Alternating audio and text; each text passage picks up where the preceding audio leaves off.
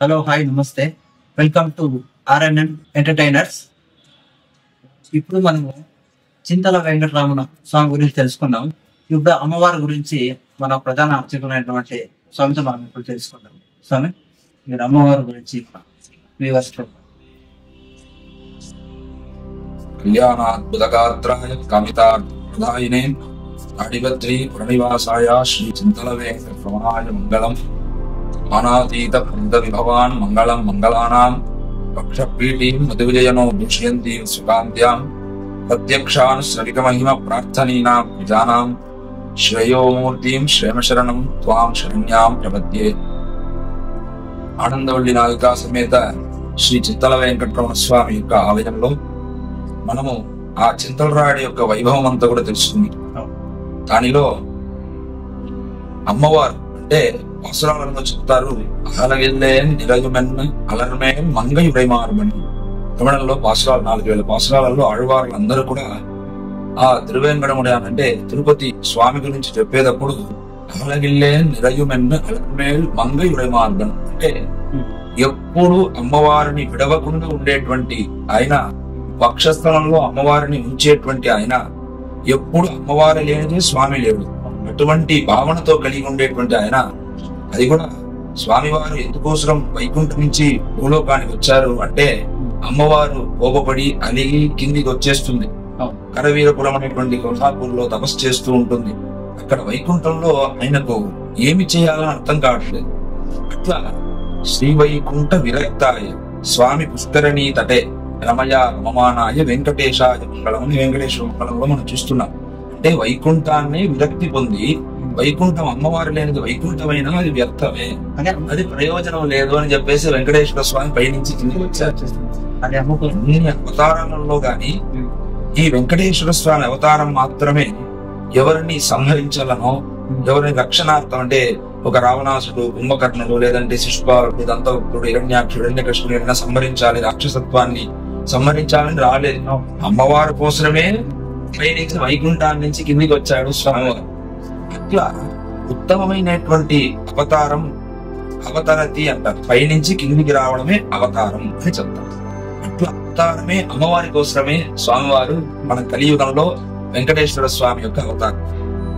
ఆ అవతారం అమ్మవారి కోసమే కాబట్టి ఇంకా మన తాడిపత్రిలో చింతల వెంకటరమణ స్వామి యొక్క పేరు చింతల వెంకటరమణ స్వామి. వెంకటేశ్వర స్వామికి ఇక్కడ మన చింతలంటే తెలుస్తుంది కాబట్టి ఆయన పేరు చింతలరాయుడు, చింతల వెంకటేశ్వర స్వామిని తెలుస్తుంది. దానిలో అమ్మవారి పేరు పద్మావతి, మహాలక్ష్మి ఇత్యాది పేరు ఉన్నప్పటికీ ఇక్కడ ప్రాచీనంగా పిలిచేటువంటి అమ్మవారి పేరు ఏదిరా అంటే ఆనందవల్లి అని పిలుస్తారు. ఎందుకోసం స్వామి ఆనందవల్లి అని పేరు వచ్చింది అని కొంతమందికి సంశయం వస్తుంది. పద్మావతి అమ్మవారే కదా, వెంకటేశ్వర స్వామి పద్మావతే కదా, ఇంక ఇక్కడ ఏమి ఆనందవల్లి అని పిలుస్తున్నారు అని ఇస్తుంది. ఎందుకోసం అమ్మవారు ఆనందవల్లిగా ఉందంటే, ఒకటి మనకు స్వామివారి చింతలన్నీ తొలగిన తర్వాత మనకు ఆనందం వస్తుంది అని మనకు సంతోషం వస్తుంది. చింతలన్నీ తొలగిపోతే సంతోషం, ఆనందం వస్తుంది. అందుకోసం అమ్మవారి పేరు ఆనందవల్లి అమ్మవారు అని ఒక తాత్పర్యం. రెండోది ఒక బ్రహ్మతత్వాన్ని, బ్రహ్మం అంటే ఈ బ్రహ్మ విష్ణు మహేశ్వరుని యొక్క ఉపరి అంటే వాళ్లకు పైన ఒక ఆయన వైకుంఠనాథుడై ఉన్నాడు. ఆయన శ్రీమన్నారాయణుడు. బ్రహ్మం అంటే శ్రీమన్నారాయణుడు. ఆ బ్రహ్మాన్ని అనుభవించాలి, ఆ మోక్షానికి మనం వెళ్ళాలి, ఆయన ఉండేటువంటి ఆ పరమపదానికి మనం వెళ్ళాలి అంటే ఆయనను మనం ఇక్కడే అర్థం చేసుకోవాలి. అది ఆనందమయం. అందుకోసం ఉపనిషత్తు చెప్తుంది ఆనందో బ్రహ్మే దివ్యజానాత్ అని చెప్తుంది. ఆనందమయమైనటువంటి ఆ యొక్క వైకుంఠంలో ఉండేటువంటి వాళ్ళు ఆనందమయంగా ఉంటాడు. ఆనందమయంగా ఉండేటువంటి వాళ్ళు అదే పరబ్రహ్మము అని తెలుసుకోవాలి.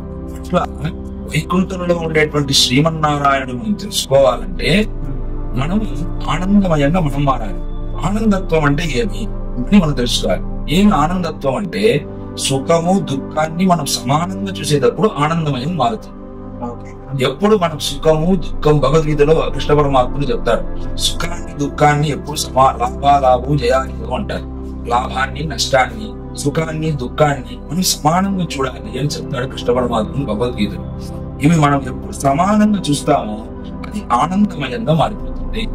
ఆ ఆనందమయానికి ఎవరు ఏ ఆనందమయం అంటే ఏమి ఒక ఆనందమయం అని చెప్పలేం కదా, అదే శ్రీమన్నారాయణ. ఆ ఆనందమయమే వైకుంఠంలో ఉండేటువంటి నారాయణ ఆయన అర్థం చేసుకునేదానికి ఒక మార్గం ఆనందమయం. ఈ ఇహలోక సుఖంలో ఈ కష్టాలు సుఖాలు లాభము నష్టము దీంట్లో మనం మునుగుతూ ఉండకూడదు. మనము దానిపైన ఉండేటువంటి ఆనందమయమైనటువంటి ఆ బ్రహ్మాన్ని, ఆ శ్రీమన్నారాయణ అర్థం చేసుకోవాలి. అని ఇవన్నీ తెలిపేది ఎవరు అంటే అమ్మవారు మాత్రమే.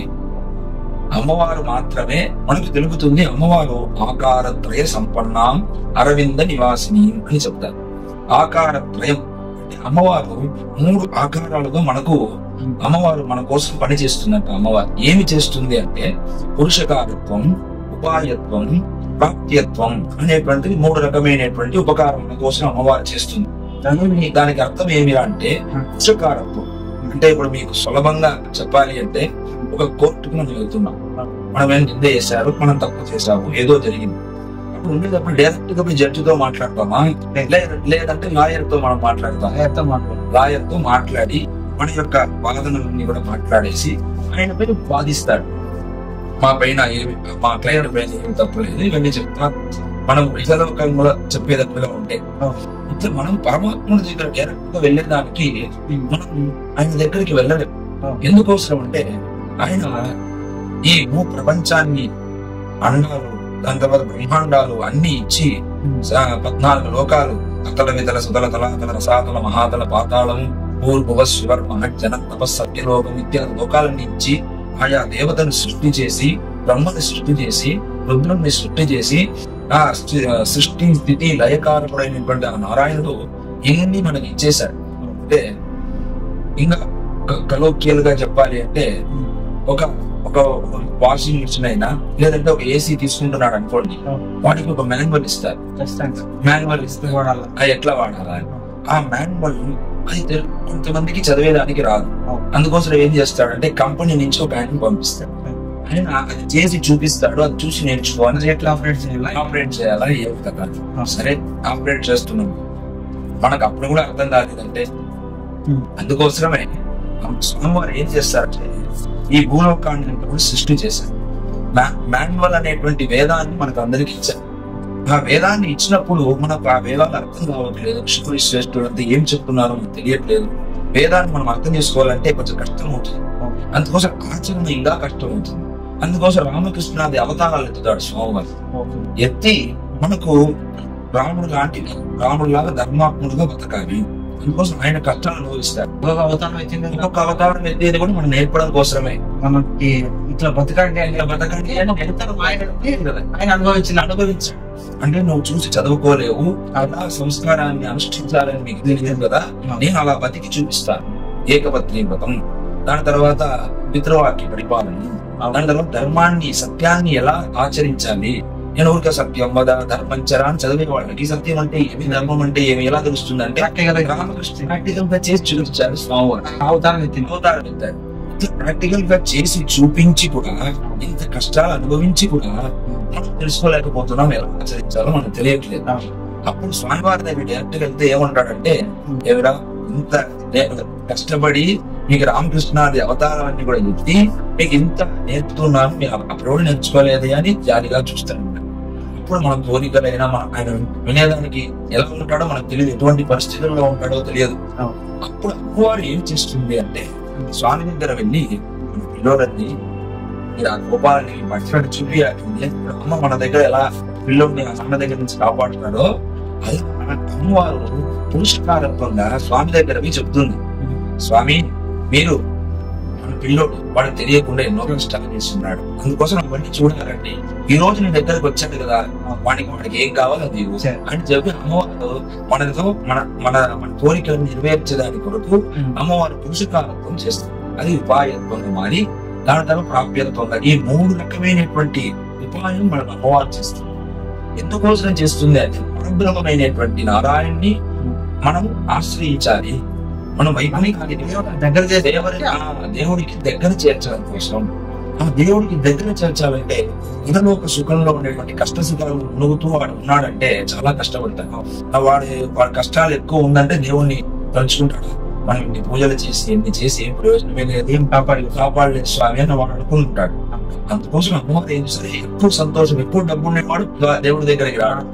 అందుకోసం అమ్మవారిని ఆనందంగా అమ్మవారిని దర్శనం చేసుకుంటే ఏమవుతుందంటే ఈ సుఖము దుఃఖాన్ని సమానంగా చూసేటట్టుగా అమ్మవారు చూస్తారు. అమ్మవారు మనని అంటే ఎక్కువ దుఃఖం వచ్చినా మనం శోకంతో మునగాల్సిన అవసరం లేదు, ఎక్కువ సంతోషం వచ్చినా దాంట్లో మునగాల్సిన అవసరం లేదు.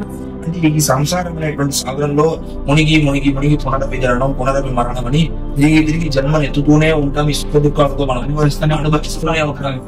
అటువంటి అనుభవం లేకుండా మనం ఆనందమైనటువంటి ఆ బ్రహ్మతత్వాన్ని అర్థం చేసుకోవాలంటే ఈ అమ్మవారి యొక్క అనుగ్రహం పరిపూర్ణంగా ఉండాలి. ఈ యొక్క ఆనందవల్లి యొక్క అనుగ్రహం మనకు ఉంటే మన సుఖ దుఃఖాన్ని లాభ నష్టాన్ని సమానంగా చూస్తాం. అది బదులు ఉపనిషత్తు కూడా ఆనందో బ్రహ్మే దివ్య జానత్, ఆ ఆనందమయమైనటువంటి స్వామిని అర్థం చేసుకుంటే కూడా మాత్రం పెద్ద విశ్వరూపాన్ని చూపించాడు అర్జునుడికి. కానీ ఆయన వల్ల చూడగలిగినారా? చూడండి, ఎలా దివ్యం దదాతి మే చక్షు అని ఆయనకు నన్ను చూసేటువంటి కంటిని నేనే నీకు ప్రసాదిస్తా అన్నాడు అర్జునుడికి. అలా అమ్మవారి స్వామిని చూడాలన్నా, స్వామిని ఆశ్రయించాలన్నా, స్వామి దగ్గరికి వెళ్ళాలన్నా అమ్మవారి యొక్క అనుమతి ఉండాలి, అమ్మవారి యొక్క అనుగ్రహం ఉండాలి. అందుకోసం వైష్ణవాలయంలో ప్రాచీనంగా పరంపరలో మొదటిగా వైష్ణవాలయంలో అమ్మవారి దర్శనం చేసుకున్న తర్వాతే స్వామి దర్శనం చేసుకోవాలి. అందుకోసం భక్తులందరూ కూడా ఈ ఛానల్ ద్వారా తెలుసుకొని ఈ అమ్మవారిని వచ్చుకొని ఆ చింతలరాయని దర్శనం చేసుకుంటే ఆనందవల్లి నాయికా సమేత శ్రీ చింతల వెంకటరమణ స్వామి యొక్క